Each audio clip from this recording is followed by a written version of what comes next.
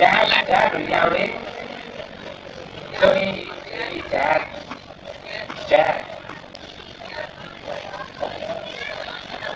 โอเคครับตั้งไพลอนครับตั้งไพลอนด้วยครับกรรมการหนึ่งไพลอนกรรมการครับต้องบอกว่าลูกเข้าครับเอาลูกเข้าครับไม่ใช่เวลาให้เร็วที่สุดนะครับเพราะว่ารถเรามีแอบเยอะไม่เอาแล้วไม่ต้องเอาน้ำมันแล้วนะเพราะไม่ง่ายเลยนะพอแล้วที่จะมีการแข่งขันรถยนต์เกิดขึ้นในฝั่งชลบุรีนะฮะคืออยากให้สนุกครับไม่อยากให้คอยนานคือเคยแข่งครับนานมากเบื่อแข่งซะโอเคครับ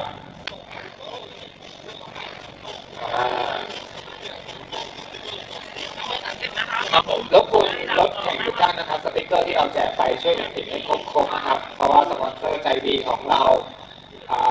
ได้ช่วยกันสนับสนุนรายการนี้ขึ้นมาอยากให้เพื่อนช่วยสนับสนุนด้วยนะครับครับแล้วก็ช่วยนะครับพิตตี้อีก2 คนนะฮะพิตตี้อีกแล้วไหนยังมาไม่ถึงรถติดนะตอนรถติดอยู่พูดถึงพิตตี้นี่การแข่งขันนี่ก็ยังไม่เลยนะคือจริงๆวันนี้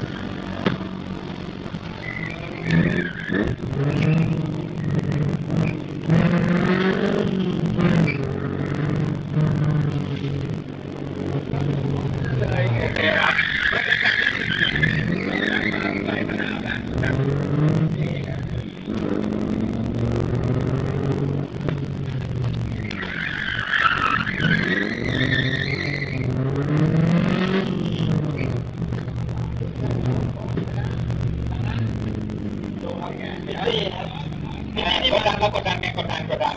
พี่ตี้มาถึงไม่ทำอะไรครับกินส้มตำมา